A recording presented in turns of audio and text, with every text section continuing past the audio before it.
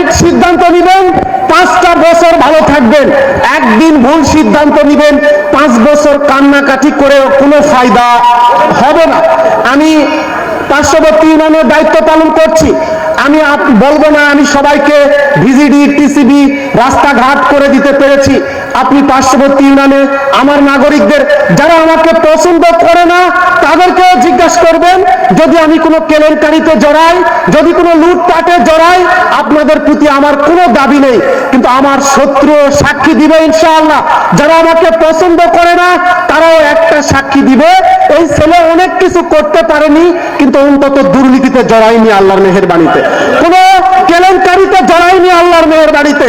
কারণ আমরা মনে করি কিয়ামতের দিনে আল্লাহ তাআলা আমাদের হাতে আমলনামা ধরিয়ে দিয়ে বলবেন, ইকরা কিতাবাকা কাফা বিনাফসিকা ইয়াউমা আলাইকা হাসিবা।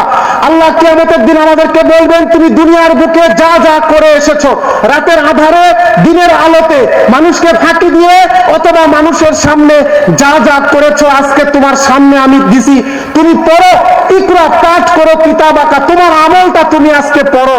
কাফা বিনাফসিকা ইয়াউমা আলাইকা হাসিবা। আজকে তোমার এই হিসাবের জন্য, তোমার ফয়সালার জন্য অন্য কাউকে লাগবে না। তুমি বলো তোমার পরিণতি কি হওয়া উচিত, তোমার জান্নাতে যাওয়া উচিত না জাহান্নামে যাওয়া উচিত, তোমার আগুনে পড়া উচিত না ফুলের মালা পরা উচিত, আজকে তুমি বলো। আমাদের মস্তিষ্কে আছে আফটার দিস দুনিয়া, এই দুনিয়ার পরে আমাদেরকে আল্লাহর কাছে জবাবদিহি করতে হবে। এই অনুভূতি যদি থাকে দুদক লাগবে না ভাইয়েরা ইনশাআল্লাহ, ডিসিএসপি লাগবে না।